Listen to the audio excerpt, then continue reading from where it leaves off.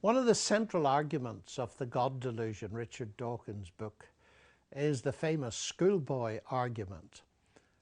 If we believe in a creator, we'll have to ask who created the creator. Now, the first point I would make about that is this. If you ask the question, who created God, you are thinking of created gods. Now, the ancient world knew all about created gods. Actually, we call them idols. And people don't believe in them usually nowadays. So if Richard Dawkins really thinks that what he's demolishing is belief in created gods, then good for him.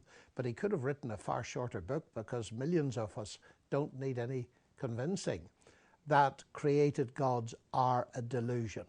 So that's the first point. And I believe it's quite a serious point, actually, because if he thinks that the God means you must be able to say who created God, then he does fall foul of that criticism.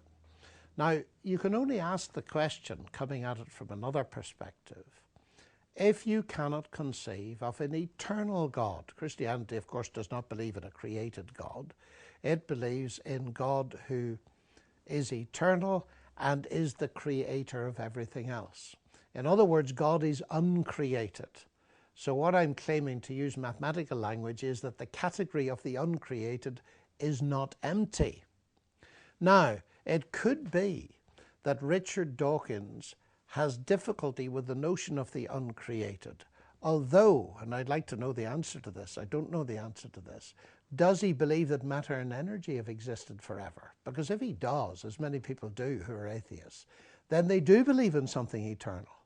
So the problem must be that they can believe in something eternal, but they don't believe in an eternal person, an eternal God. But where's the logical difficulty? If you admit that something eternal exists, then postulating that an eternal person exists.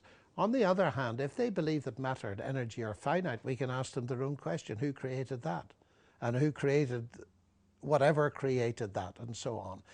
You have an infinite regress unless you can see that the buck must stop somewhere. And of course, the Christian doctrine is that God existed eternally, so that by definition, the creation buck, so to speak, stops there. So I really think that in a way, the game is given away by asking that question. Dawkins is thinking of created gods, which are a delusion.